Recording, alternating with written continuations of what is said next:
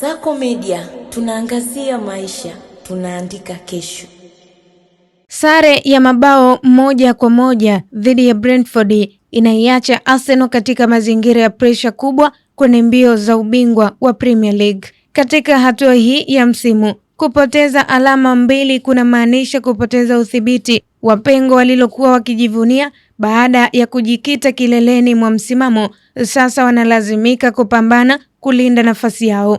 Arsenal wanaendelea kubaki juu ya msimamo, lakini tofauti ya alama kati yao na ya wanaowafuatia inapungua taratibu. Hii inafanya kila mechi inayosalia kuwa na uzito wa kipekee. Presha ya ubingwa inaanza kuonekana wazi na matarajio makubwa kutoka kwa mashabiki yanaongeza mzigo wa kikosi kuzima. Manchester City wanatumia vyema hali hiyo. Uzoefu wao wa mbio za ubingwa unawapa utulivu na kujiamini. Wanapoona pengo linapungua kadri Arsenal wanavyoteleza, ndivyo City wanavyozidi kuamini kuwa wanaweza kurejea kileleni na kuamua hatima ya taji hilo msimu huu. Nao Aston Villa hawako mbali. Msimu wa uthabiti unawaweka katika nafasi nzuri ya kufuatilia kwa karibu kile kinachoendelea juu ya jedwali. Wanatumia kila nafasi kupunguza tofauti ya alama na kujenga matumaini ya kumaliza msimu wakiwa katika nafasi za juu zaidi kuliko ilivyotarajiwa. Ndani ya 4 bora ushindani ni mkali. Arsenal wanaongoza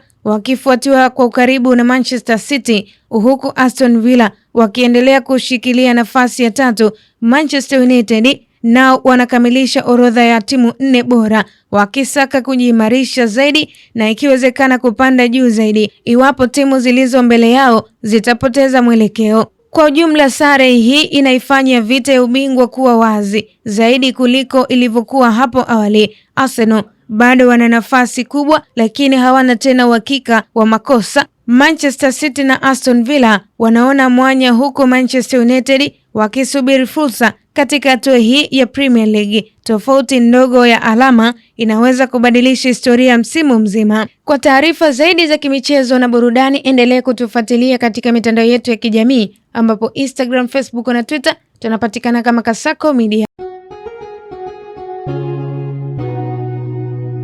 Kasako Media, tunaangazia maisha, tunaandika kesho.